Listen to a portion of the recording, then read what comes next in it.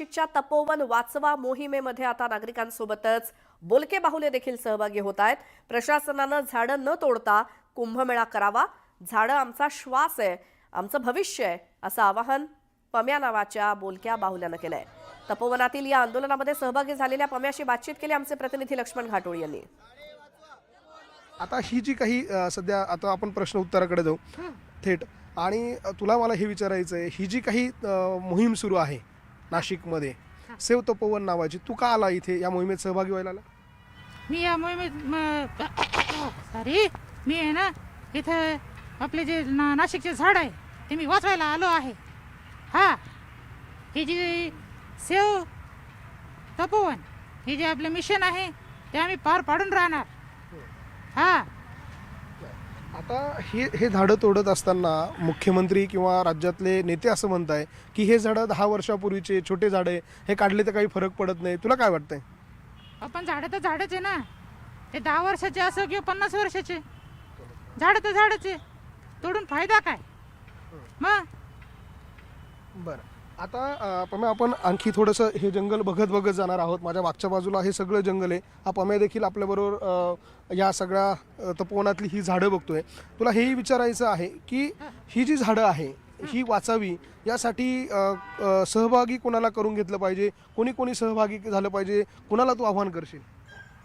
हे बघा, आमचे तात्या विंचू आहेत, अर्धवटराव आहेत, जसं मी आहे, तसे भरपूर कलाकार पण आहेत, त्यांनी पण या गोष्टीला सहभाग घेतला तर अतिउत्तम होईल। हा, तुझी भावना काय आहे परंतु ह्या झाडांच्या बाबत? आणि हे सगळ्या झाडं तोडली जात आहे, तोडतंय प्रशासन, तोडू पाहतंय, त्यांना तुला काय सांगायचंय? पण झाडं तोडून भेटणार काय आहे मला ते कळत नाही। नाशिककर सध्या या झाडांना मिठी मारताय, हे झाड तुझ्या शेजारी आहे आणि तू देखील या झाडाला मगापासून मिठी मारतोय, तुला नेमकं काय सांगायचं यातून? हो, पण ते बोलू नाही शकत, स्वतःचं दुःख व्यक्त नाही करू शकत, मग आपण त्यांना मिठी मारून वाचवू शकतो ना। हा, तेवढाच एक प्रयत्न करू शकतो। प्रशासनाने एवढंच आव्हान आहे, प्लीज आमची झाडं तोडू नका, आमचं जे ऑक्सिजन लेवल आहे ते कमी करू नका, प्रदूषण वाढवू नका, प्लीज झाडं वाचवा, नाही तर तुमचा ओम फट स्वाहा। आपण बघतोय झाडं वाचवा नाही तर ओम फट स्वा अशा प्रकारचा संदेश या निमित्तानं याच्याकडनं मिळताना आपल्याला पाहायला मिळतोय। आणि एकूणच या सगळ्या मोहिमेमध्ये आता वेगवेगळे कलाकार जे आहे ते देखील सहभागी होताना पाहायला मिळत आहे। लक्ष्मण घाटोळ, न्यूज 18 लोकमत, नाशिक। दरम्यान करुणा मुंडे यांनी सुद्धा प्रतिक्रिया देत तपोवनातील वृक्षतोडीबाबत निषेध व्यक्त केलाय। आज बघितलेलं आहे की इतके 35 एकरमध्ये जे 16,000 वृक्ष आहे ते कापण्याचा जे दुष्कर्म आहे, जे पाप आहे, ते हे शासन प्रशासन करत आहे, त्याचा आम्ही जाहीर निषेध करतोय। त्याच्यासाठी निषेधार्थ मी आलेली आहे।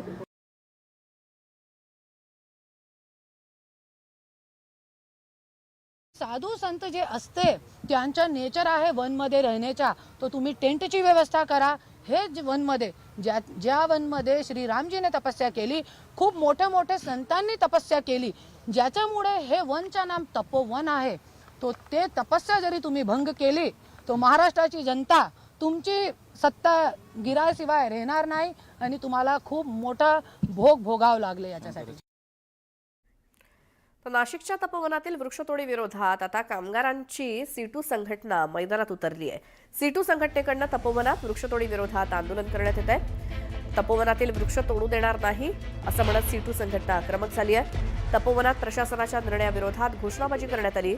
नाशिकच्या तपोवनातील झाडं वाचवण्यासाठी पर्यावरण प्रेमींनी उभारलेल्या आंदोलनाला वाढता पाठिंबा मिळतोय।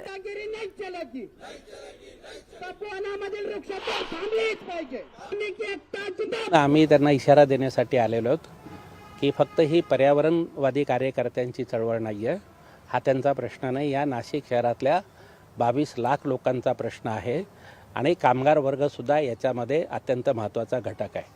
आम्ही हे सांगण्यासाठी आलेलो आहोत की फसवणूक करून हे तपोवन उद्ध्वस्त करण्याचा जर प्रयत्न कराल तर तुमच्या घरापर्यंत, तुमच्या कार्यालयापर्यंत आम्ही घुसू